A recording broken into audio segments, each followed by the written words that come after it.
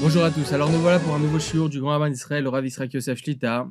Cette semaine, on va parler avec l'aide d'Hachem d'une grande notion halachique dans Yoredea.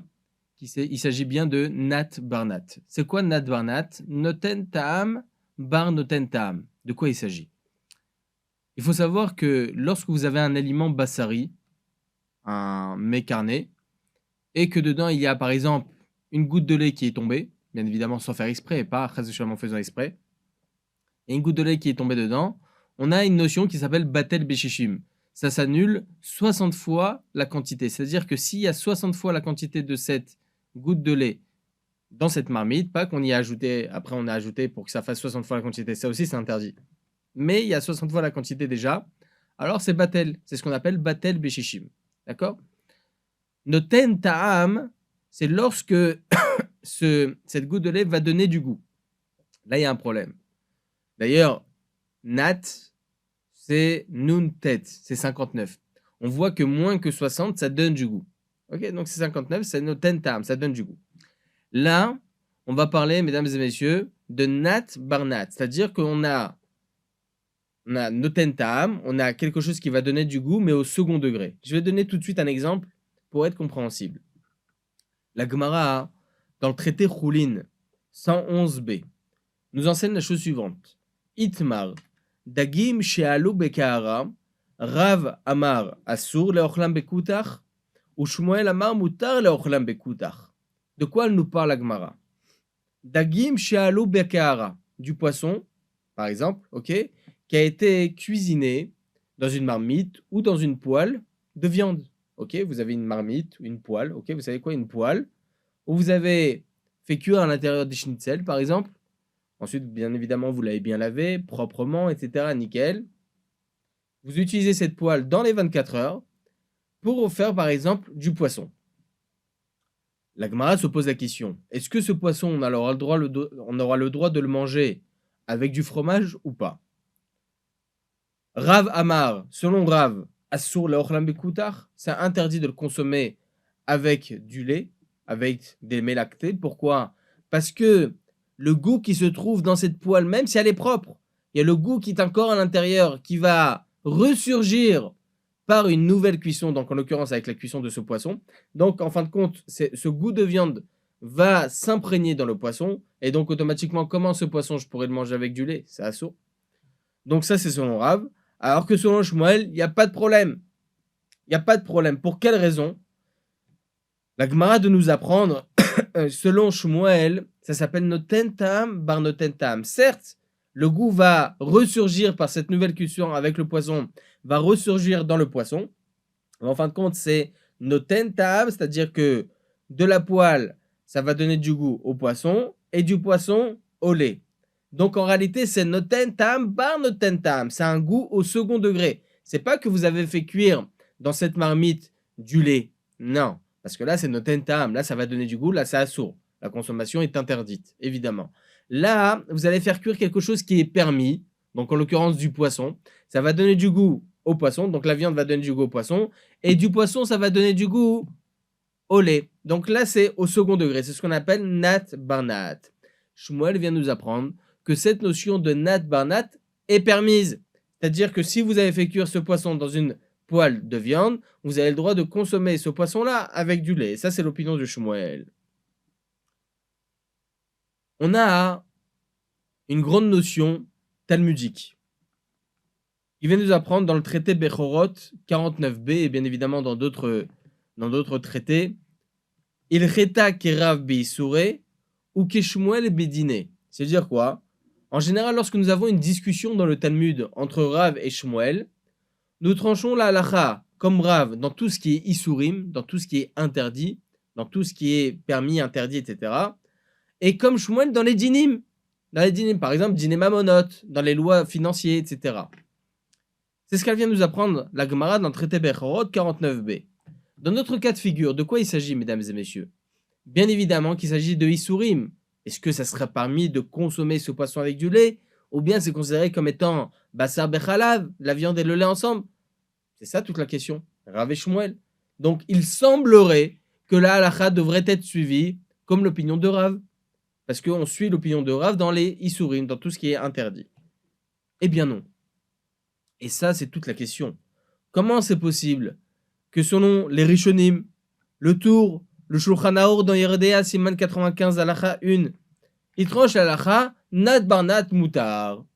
Donc, comme l'opinion de Shmuel. Et donc, selon le Shulchan Aour, le Tour et les Rishonim, il semble qu'il est permis de consommer ce poisson avec du lait. Pourquoi? Parce que ça s'appelle Nat Barnat. On comprend donc que tous ces Rishonim et ce Shulchan Aour et ce Tour tranchent l'halakha comme Shmuel, qui est l'opinion permissive. Comment c'est possible? Tout simplement, car la Gemara, dans le traité Choulin 111b, lorsqu'elle rapporte cette discussion entre Rav et Shmuel, ne se suffit pas de cette marloquette, de cette discussion. Elle rapporte Chizkia au nom de Abaye, qui vient et qui lui-même autorise, comme l'opinion de Shmuel. Donc on voit que Shmuel n'est pas seul dans cette affaire, mais il y a d'autres Tanaïm, Amoraïm, qui viennent soutenir l'opinion de Shmuel. C'est pour cela que les Rishonim, le Shulchan Aruch, le Tour, viennent trancher la halakha comme l'opinion de Shmuel. C'est un cas exclusif, parce qu'encore une fois, normalement la halakha doit être retenue dans les Isurim comme Rav, mais là, exclusivement dans ce cas de figure, étant donné que la Gemara vient rapporter des opinions qui viennent soutenir l'opinion de Shmuel, donc on tranche la halakha exclusivement dans ce cas de figure comme Shmuel. C'est pour cela, halakha le maaseh, que lorsque nous avons une poêle, on a fait cuire dedans des mécarnés, ok, de la viande, des schnitzel, n'importe, le méchané, ok, et ensuite vous l'avez bien lavé, cette poêle encore une fois ou cette marmite est encore dans les 24 heures, vous faites cuire dessus du poisson, ce poisson vous avez le droit de le consommer avec du lait. La même chose, vous avez une marmite de viande, vous avez fait cuire dedans votre viande, votre couscous, votre paella, vous faites ce que vous voulez, ok. Ensuite, vous l'avez bien lavé, proprement, nickel, évidemment, avec du savon, tout est propre. Dans les 24 heures, vous faites cuire à l'intérieur, avec de l'eau, logiquement, vous faites cuire des pâtes blanches. Ces pâtes blanches, ensuite, vous les mettez dans une passoire, et ces pâtes-là, vous les mettre du fromage dessus. Est-ce que vous avez le droit? Oui, aucun problème. Nat barnat, ça sera permis. On voit donc de là que un autre dîne intéressant, que ce poisson, on aura le droit de le consommer. Pas spécialement avec du lait, mais même seul. Pourquoi? On a un dîne, mesdames et messieurs, que lorsque le poisson est touché avec de la viande, c'est sakana. On n'a pas le droit de manger, on n'a pas le droit de consommer de la viande et du poisson ensemble parce que c'est dangereux. Cacher les tsarat, ça peut amener de la lèpre ou d'autres maladies qu'on ne connaît pas, Hashem Erachem. Donc, c'est pour cela que la Torah, Chachamim, nous ont interdit de consommer de la viande et du poisson ensemble. On voit déjà de cette halakha, de cette Gemara, mis à part le fait qu'on a le droit de mélanger ce poisson avec du lait, et donc il n'y aura pas d'interdit de viande et lait ensemble, il n'y a non plus l'interdit de consommer ce poisson même seul, même s'il y a du goût qui s'est imprégné. Et d'ailleurs, c'est intéressant pour quelle raison? Le Taz vient nous expliquer, Tov, il dit que le Taz vient nous apprendre que toute la problématique de consommer de la viande et du poisson ensemble, c'est uniquement lorsque c'est du réel, lorsque c'est de la viande et du poisson ensemble.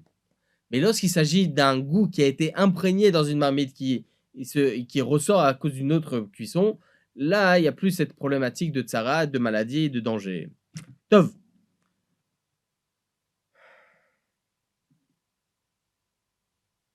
Les Mefarshim, ils se posent une question. On vient d'apprendre de là, et selon ce que je vous ai dit, que même si cette marmite n'est pas dans les 24 heures, même si vous avez fait cuire votre viande, et 5 minutes après, vous lavez bien votre marmite, ok, vous lavez bien votre marmite avec le savon et tout ça, vous pouvez prendre par exemple des pâtes blanches, les faire cuire à l'intérieur, et ensuite prendre ces pâtes blanches, les mettre dans une passoire, et ensuite mettre du fromage. Vous avez le droit, même si c'est pas dans les 24 heures. Alors, qu'est-ce qu'ils vont faire? Il y en a certains qui pensent qu'il faut que ça soit plus que 24 heures. Il faut attendre minimum plus que 24 heures. Pourquoi? Les Mefarshim, ils expliquent parce que plus de 24 heures, c'est noten ta'am livgam. C'est un goût qui vient et qui est impropre. Alors, comment ils vont faire avec cette Gemara? La Gemara n'explicite pas, ne nuance pas entre moins de 24 heures et plus de 24 heures. Et en réalité, il va l'expliquer que tous les dîns ici dans notre Gemara, quand la Gemara nous dit dans le traité Choulin, Dagim, Shalou, Bekahara, et donc la Gemara ne nuance pas entre moins et plus de 24 heures, elle vient nous apprendre le problème de Bassar Bechalav. Elle vient nous enseigner l'interdit de, peut-être, le possible interdit de consommer de la viande et du lait ensemble. La Gemara vient nous apprendre que non, il n'y a pas de problème selon Shmuel. Très bien. Mais en réalité, par rapport au Issour Sakana, par rapport à l'autre problématique qui est là le problème de danger, effectivement, il y a un problème ici du lait qui va être mélangé avec de la viande qui va être mélangée avec le poisson. C'est-à-dire, il n'y a pas de problème de Bassar Bechalav. Mais y aurait-il un problème de consommer même ce poisson à cause du problème du danger? Alors là, il y en a certains qui veulent vous dire que, selon le traité Choulin, la Gemara parle uniquement de la problématique de Bassar Bechalav et pas la problématique de Sakana. Mais effectivement, il y aura un problème de Sakana dans Ilchot, Bassar Bechalav, pas de problème, c'est permis. Mais dans les lois de Sakana, ça serait interdit. Donc il faut attendre minimum 24 heures. Il rapporte une Gemara, une preuve du moins, selon ce qu'il y a écrit dans le traité Shabbat. Et d'ailleurs, cette preuve-là, on va l'enseigner dans d'autres sujets assez intéressants. Regardez ce que nous dit la Gemara dans le traité Shabbat 2a. Là-bas, il y a plusieurs cas de figure. Je vais vous donner vraiment un cas de figure qui est rapporté dans cette Mishnah. C'est une Mishnah. On sait très bien qu'il est interdit pendant Shabbat de porter dans un endroit public. On n'a pas le droit non plus de mettre sa main. On est dans un endroit privé, dans un domaine privé, un Reshut HaYachid. On a le droit de porter dans un domaine privé, évidemment. Et là, vous prenez quelque chose, vous portez votre main vers l'extérieur. Là aussi, c'est interdit. La Gemara vient nous apprendre, un pauvre est à l'extérieur il est dans un domaine public, et là, il fait rentrer sa main, il retire par exemple un gâteau de la main d'une autre personne qui se trouve dans son domaine privé.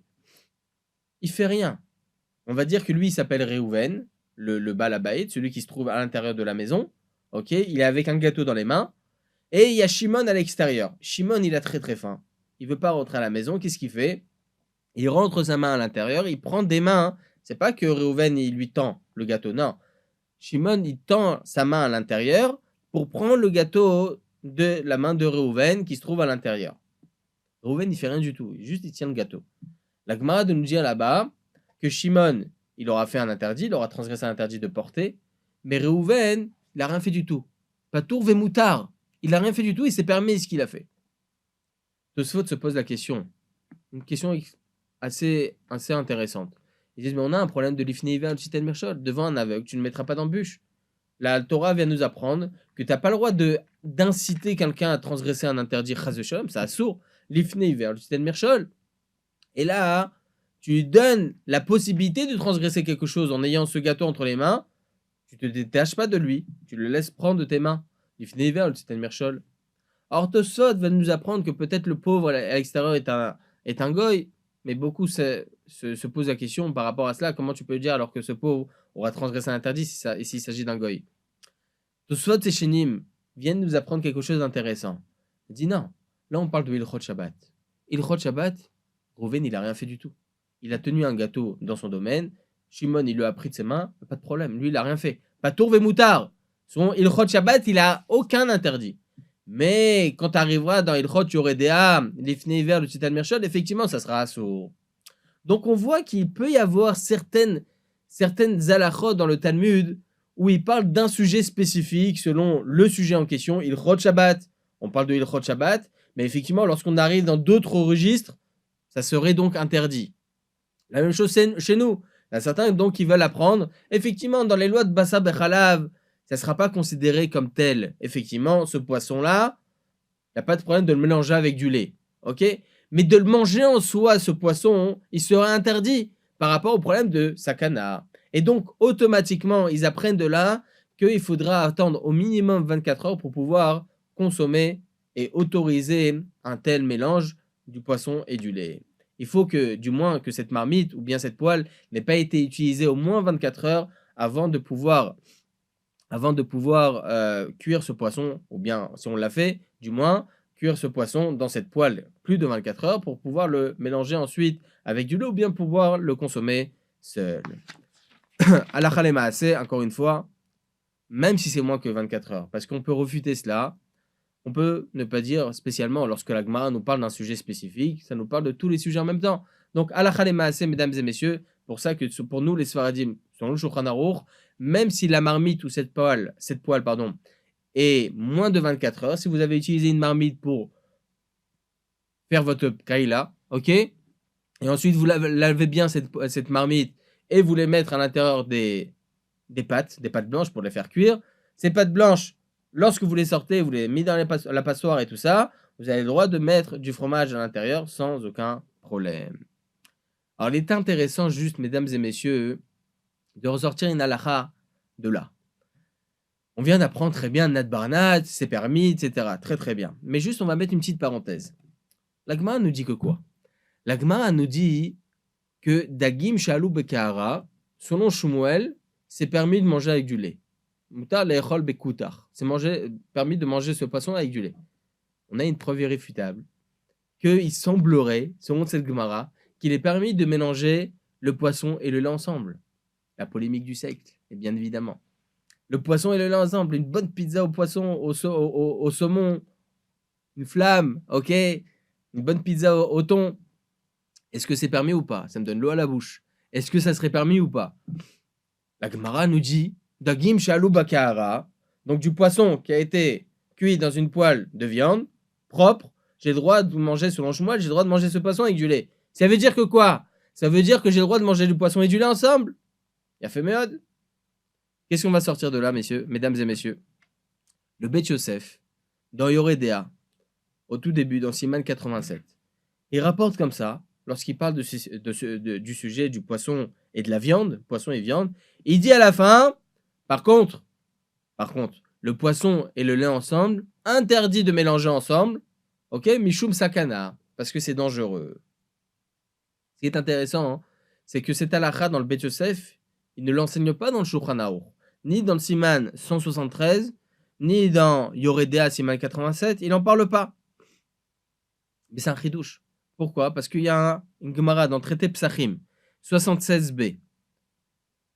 La Gemara nous dit là-bas, Sakana bedagim basar.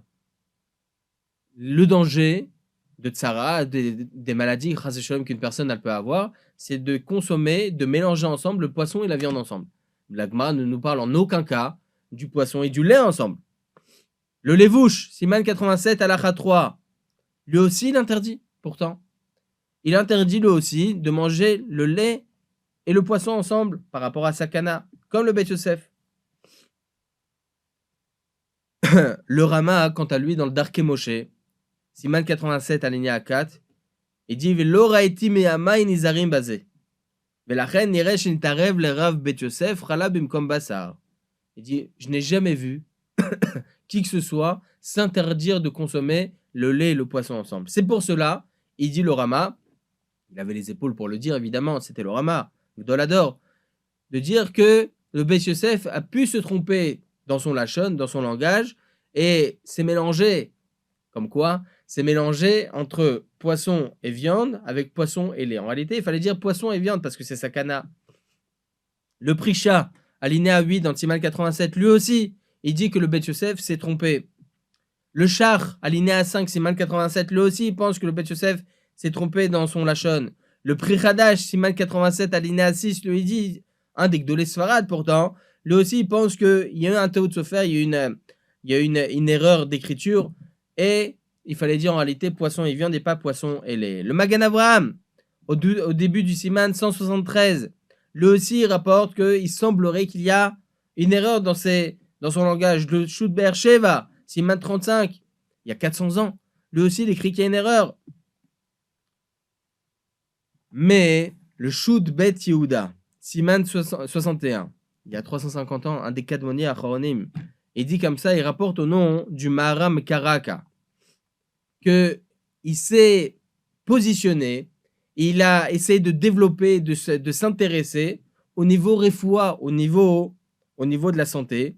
Et effectivement, il a remarqué que parmi les médecins, il y en avait certains qui disaient qu'il y a un problème de danger de consommer du lait et du poisson ensemble.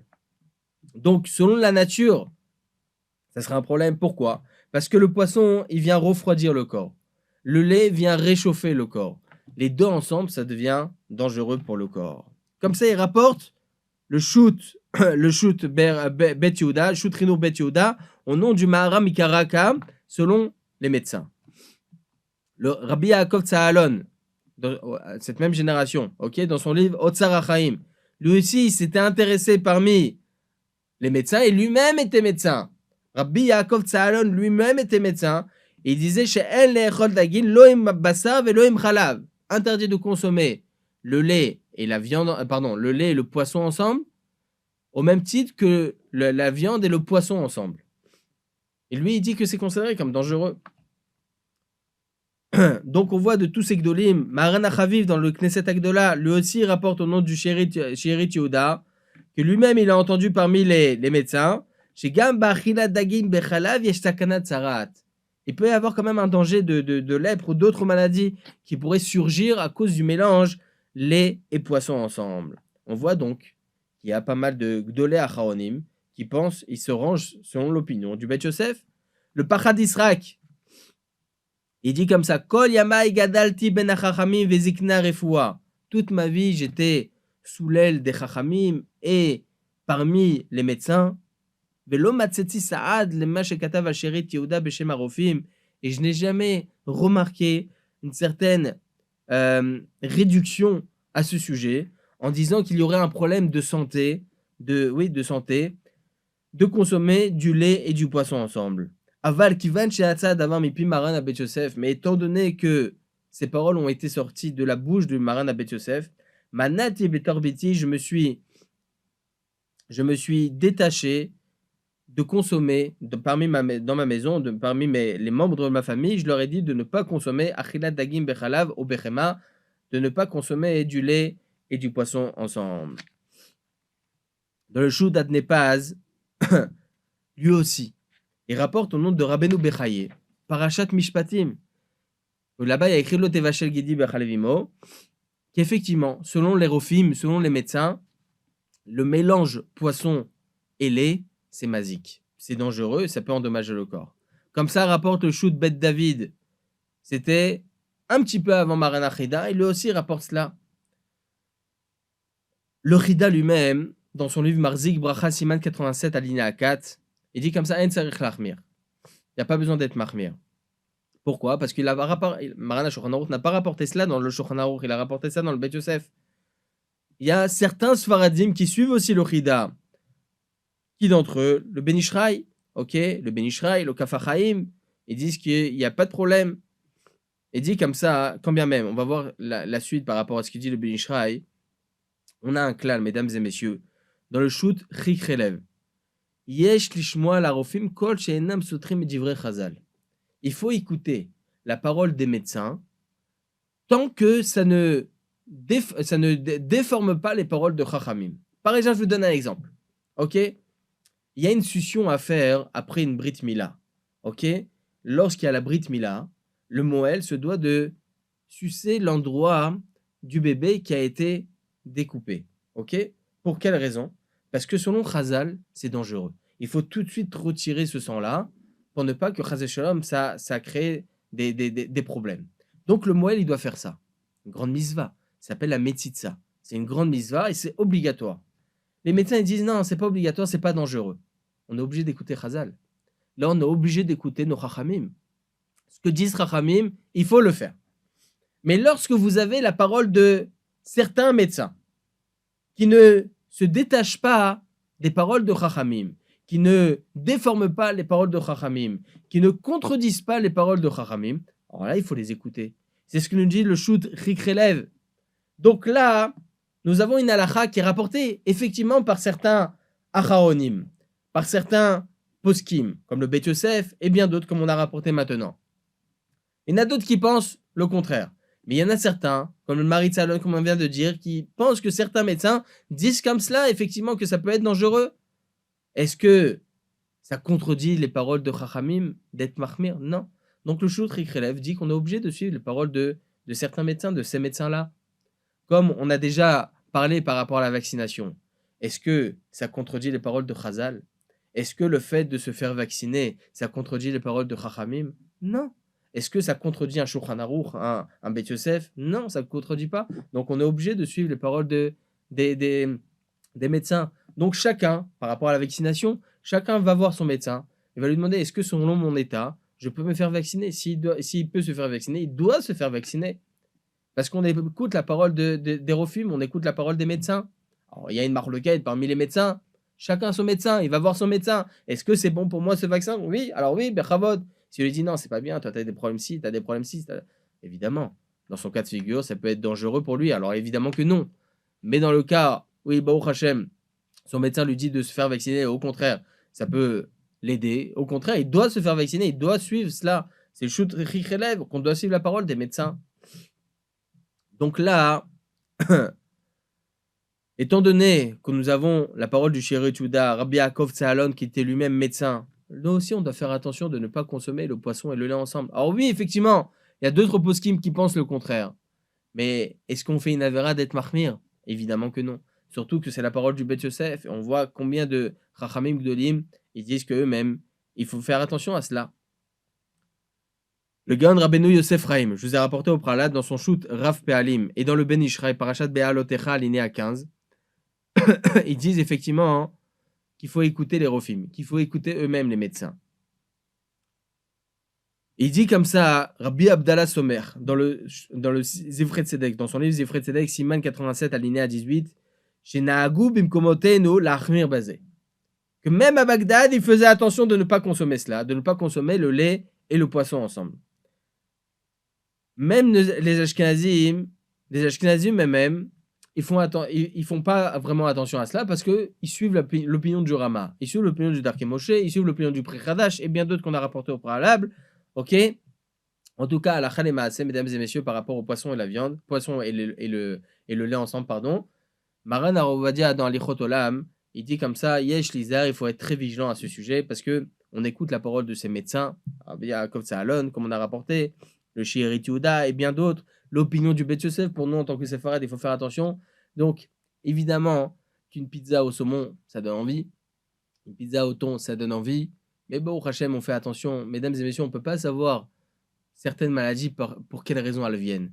Alors, on fait attention à notre corps, on fait attention à ce que l'on mange, c'est bien mieux. C'est pour ça que tout à chacun de faire attention de ne pas consommer le lait et le poisson ensemble. Pour revenir, par rapport à ce qu'on était en train de parler, par rapport à Nat Barnat. Celui qui prend une plaque de four, par exemple, il met dessus son poulet au grill, ok, par exemple. Et ensuite, il a bien lavé, tout est propre, il veut mettre là-bas des boricas. Des boricas à faire chauffer au four, par V, bien évidemment. Des boricas à la pomme de terre, par exemple, ou aux champignons. Il a le droit de prendre ce boricas et ensuite le manger avec du lait, il n'y a pas de problème. Nat Barnat, c'est permis.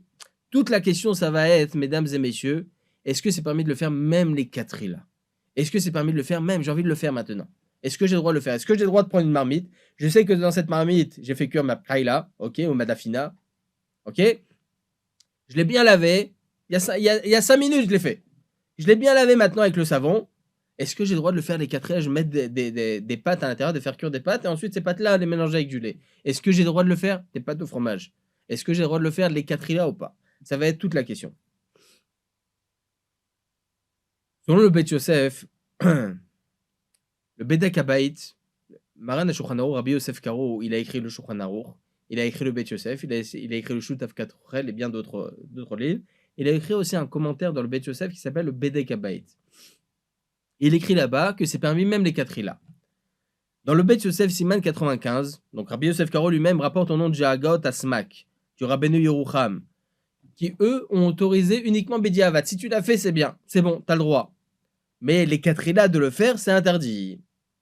Dans le Bet Yosef, il rapporte comme ça, selon le Baal HaTruma, ok, que c'est permis même les quatrilas.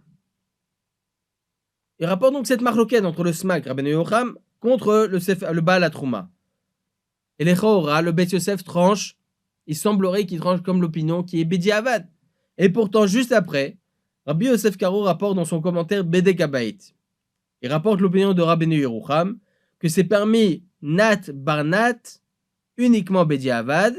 Et ensuite il dit il a affilé les quatrilas moutards, que même les quatrilas c'est permis. Le Bedek Habayit, c'est un rajout sur l'opinion du Bet Yosef. Ok? Sur ce qu'il a écrit dans le Bet Yosef, ça a été rajouté. Ok? Par Rabbi Yosef Karo lui-même. Il l'a écrit le Bedek Habayit vers la fin de sa vie, Rabbi Yosef Karo. Ok. Donc, on voit selon ce qu'il a écrit dans le Beit Yosef, si ça contredit le Bedek Habayit, on suit le Bedek Habayit parce que c'est la fin de ses paroles. C'est peut-être qu'il est revenu sur ses décisions. Il y a une marloquette sur le sujet. Est-ce que le Bedek Habayit il a été écrit avant le Shulchan Aruch ou après le Shulchan Aruch? Il y a une marloquette sur le sujet. Dans le Shulchan Aruch, c'est écrit quoi, mesdames et messieurs, à ce sujet? Dagim shalou bekara mutar leachol bekutar. Du poisson qui a été cuit dans une poêle de viande, par exemple, on a le droit de manger ce poisson avec du lait. Donc on voit, selon les termes, ça a été cuit. Chez Alou Bakara, ça a été cuit. Donc il semblerait que selon le Shulchan Aruch, c'est uniquement Bediavad. C'est uniquement si tu l'as fait, c'est permis. Mais même cela, Maran Arovadia, il dit que c'est pas une preuve. C'est pas une preuve que Maran Shulchan Aruch dit que ça soit uniquement Bediavad. Pourquoi? Parce que Maran Shulchan Aruch, à son habitude, il a l'habitude de copier les termes employés ou bien par la Gemara ou bien par les Rishonim. La Gemara dit bien Bediavad, dit bien Dagim Sha'alou Bekara. En marloquette entre Shmuel et Rav. Donc on voit que même la Gemara, c'est un terme qui est Bediavad, a posteriori, si tu l'as fait. Donc tu peux pas rapporter une preuve du Shulchan Aruch que lui il pense que ça soit uniquement Bediavad. Alors, allons directement à la source. La Gemara donne un terme Bediavad. Dagim Sha'alou Bekara. Donc il semblerait que même selon la Gemara, marloquette Rav et Shmuel, eh bien, l'opinion du Shmuel, ça serait uniquement Bediavad. Même si on tranche comme Shmuel que c'est permis, c'est uniquement Bediavad. A posteriori, si tu l'as fait, c'est permis. Eh bien non. Les poskim, ils disent que lorsque la Gemara utilise ce terme-là, Bediavad, a posteriori, parce qu'on a aussi l'opinion de Rav, là, Rav vient nous apprendre que c'est interdit même Bediavad. Mais selon Shmuel, ça ne veut pas dire qu'il autorise Bediavad. Peut-être qu'il autorise même les quatre là.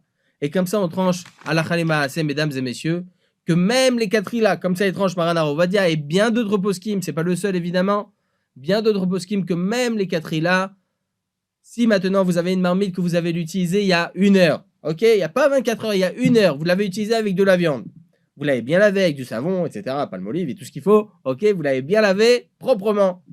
Ensuite, vous voulez utiliser cette marmite, l'utiliser pour mettre par exemple des pâtes à l'intérieur, des pâtes blanches, pour faire cuire des pâtes blanches. Ces pâtes blanches, vous les sortez et vous les mettre dessus du fromage pour faire des pâtes au fromage, c'est permis, même les quatre là. Voilà, je pense avoir fait le tour. Il faut savoir que, je rajouterai, même à Pessah, il faut savoir que si vous avez utilisé, la veille de Pessah, avant Pessah évidemment, vous avez utilisé dans une marmite Chametz, vous avez utilisé pour faire à l'intérieur, pour cuire à l'intérieur par exemple votre rarocette, eh bien cette rarocette est cachée à Pessah. Pourquoi? Parce qu'encore une fois, Nat Barnat et Terra, c'est permis de faire Nat Barnat, c'est permis d'utiliser une marmite qui a été utilisée pour du Chametz par exemple, veille de Pessah. Tout ça je parle évidemment avant Pessah. Pas pendant Pessah. Pendant Pessah, Chametz Bemacho, il y a d'autres sujets à l'Afrique, que Bezrat Hashem, on en parlera d'ici là. Bezrat Hashem Barach.